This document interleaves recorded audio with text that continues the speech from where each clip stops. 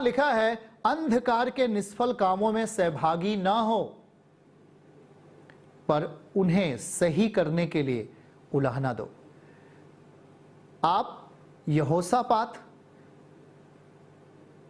को यह बात मालूम भी है कि आहाब ठीक नहीं है या परमेश्वर के साथ सही नहीं है, तो उसे करेक्ट करने के बजाय वह उसके गलत कामों का भागी बना। भाई बहन ध्यान से सुनना है।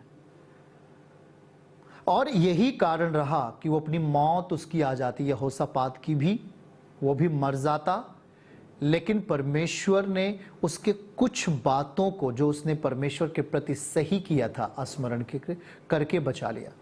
इसलिए यहां पर लिखा है 11 पद में कि निष्फल कामों में सहभागी नहीं बने। आगे पढ़िए, उलाहना दें। 12 आयत में क्या लिखा है और आगे पढ़िए, क्योंकि उनके गुप्त कामों की चर्चा भी लज्जा की बात है। गुप्त बात, पाप की गुप्त, जो ऐसी पाप होते हैं जो आपके अंदर गुप्त रीति से छुपा हुआ होता है, वो धीरे धीरे आपकी आत्मिक जिंदगी को धीरे धीरे खुरदुरा बनाने का प्रयास करता है। हमें समझ लेना है, हमें तुरंत ही उस चीज को ब्रेक करना है, रोकना है और अपने आप को सीधे उठाकर परमेश्वर के साथ लेके आना है। अगर आपको थोड़ा भी लगता है कि मेरी आत्मा कुछ कमजोर हो रही है, मेरा विवेक कुछ अशुद्धता में जा रहा है, तो कई लोग ने मैसेज लिखा हमारे पास कि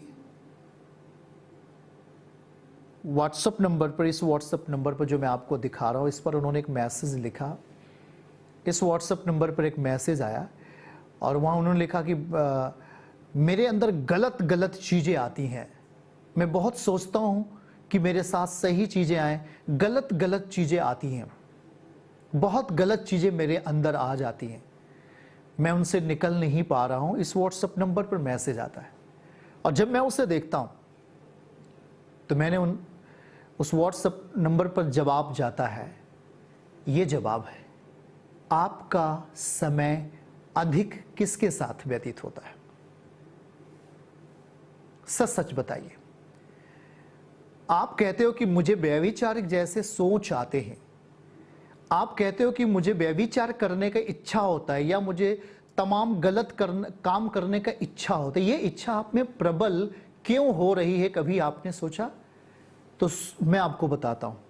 आपने अपना अधिक समय उसके प्रति आपने दे डाला है।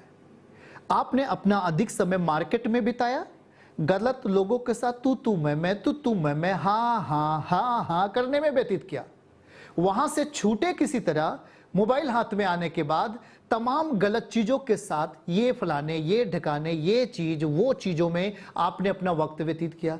दूसरे स्थान से छूटे, तीसरे में आकर अटक गए, जहां पर कोई खेल कार्यक्रम चल रहा वहां पर आकर फंस गए। ये अच्छा वो खराब, ये अच्छा वो बुरा, ये सच्चा वो मीठा वो खट्टा, इसमें आपने पूरा टाइम व्यतीत कर दिया।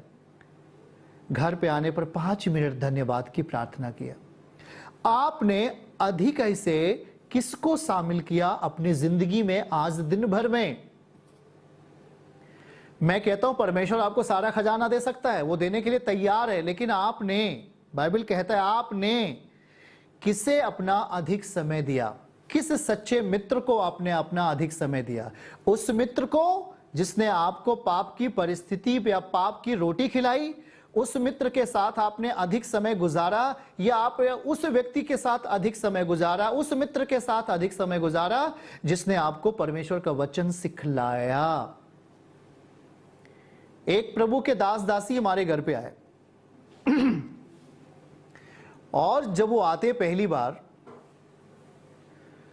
तो उन्होंने देखा कि सुबह की प्रार्थना 2 घंटे, फिर दोपहर हुई फिर 2 घंटे, फिर 3 बजा फिर 2 घंटे, फिर शाम हुई फिर 2 घंटे।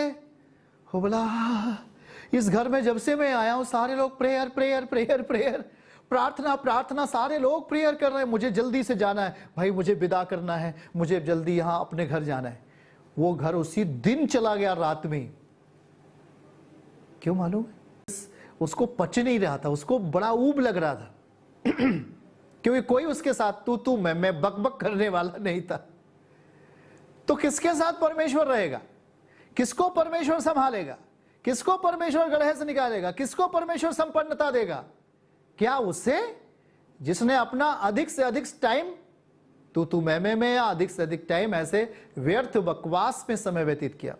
उसे कदापि नहीं। इसलिए परमेश्वर कहता है कि उन सांसारिक अभिलाषाओं से अपने आप को बचा कर रखो जो आपकी आत्मा से युद्ध करती हैं। अगर आप बचोगे नहीं तो परमेश्वर आपका हाथ पकड़ने नहीं जाएगा। परमेश्वर आपके हाथों को पकड़ने नहीं जाएगा, आपके हाथों को नहीं रोक देगा, आपके शरीर को नहीं रोक देगा। आपको अपनी इच्छा के ऊपर वचन को लागू करना होगा।